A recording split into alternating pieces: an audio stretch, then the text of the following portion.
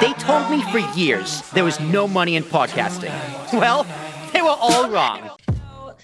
I have found in the in a professional environment, the option in general, whether it be on your social media bio, your email signature, whatever, like normal, like sharing your pronouns, like is not for cis people. Like, and I don't mean it but not in the sense that cis people shouldn't do it. Cis people absolutely should, because you should never assume somebody's like gender identity. Like people look at me and automatically think I'm a she, her, when I absolutely am not.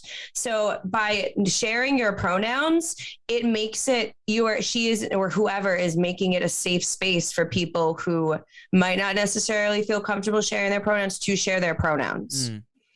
Because I don't know, there are a lot of trans people I have spoken to that like have gotten mad at cis people for putting their pronouns in their bio, but like, it's to normalize that, to normalize not assuming somebody's gender.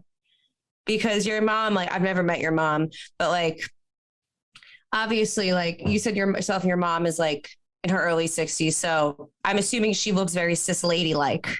Very, she got short hair, but that was a style back then. Yeah. So even if she looks like hella cis lady, she might not necessarily use she, her pronouns. So even though it might seem to her like it's obvious that she uses she, her pronouns, it is not always obvious. Right. But can you understand, like, if someone asked me what my pronouns were, I would be like, well, he, him, but like, be like, why would you think otherwise? Like, it's, could you understand why someone would be offended if they're cis and they're very clearly cis? Someone would be offended why someone asked them their pronouns. Because there are people, like I'm one of these people, my partner is one of these people that like, we look like cis people. Like I have no intention of, I don't plan on getting top surgery, which for those listening who don't know, that would be me having a double mastectomy and having my breasts removed. Like, I don't want that. I don't want to go in testosterone. Like that's not part of my journey. And it's just, you can't assume like people that might clearly look cis might not be cis. Right. So people ask, like, it's not to be like asking like, oh, are you trans? It's to make sure that everybody feels respected and validated, because some people that look really cis might, for whatever reason, might not be able to present in the gender they feel comfortable with. Like, well, like say like hypothetically, like you are a trans woman, right? And you like use she, her pronouns, but like you, for what, either aren't safe to physically transition, you can't afford it, you're not sure if that's in your journey, because everybody's transition is different. Right. Like it's a long process. Yeah. And some people like choose to get like surgeries and take hormones and make changes to their body that other people don't. And each journey, each way of expressing your gender is totally valid.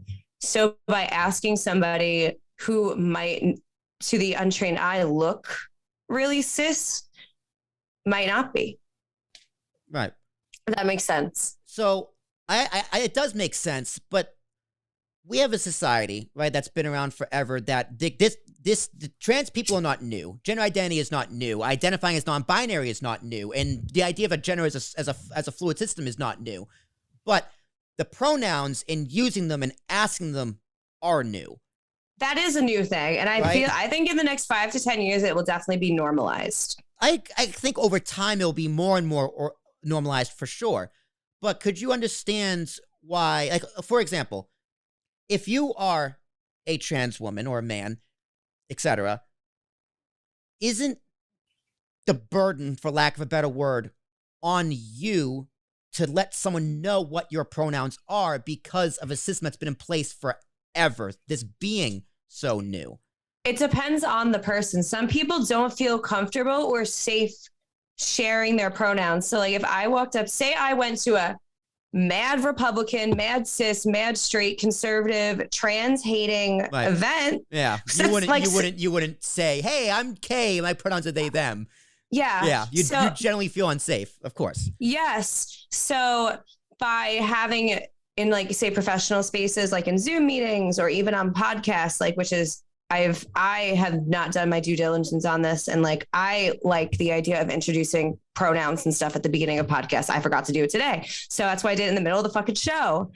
But that gives people the agency to decide, do I want to share my actual pronouns? Do I want to abstain? Like, it gives people an option. Like, Right. I don't believe pronoun sharing should be mandatory because some people just aren't comfortable. Right. But I don't think that asking somebody like, oh, what are your pronouns is offensive.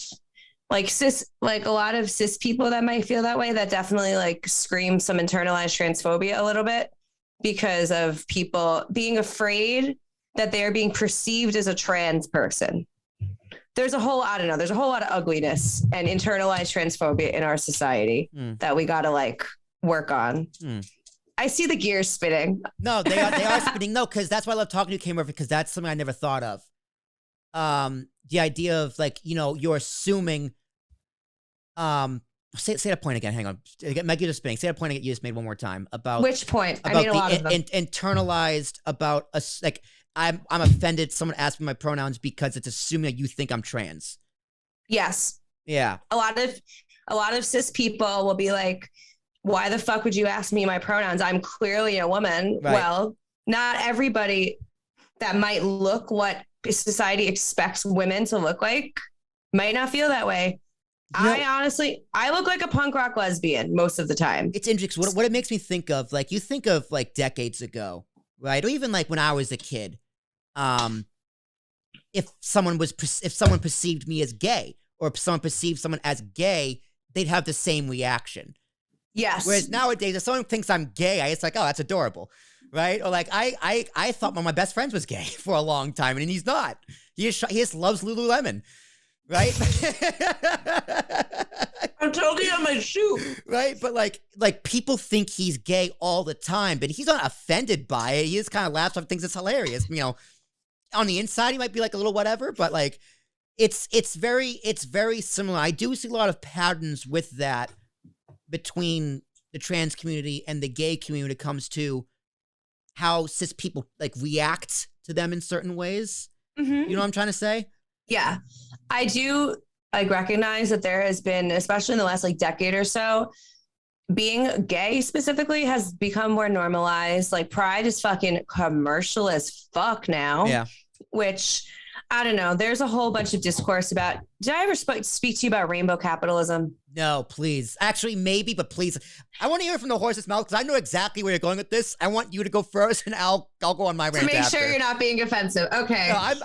No, go ahead, please. So rainbow capitalism is when companies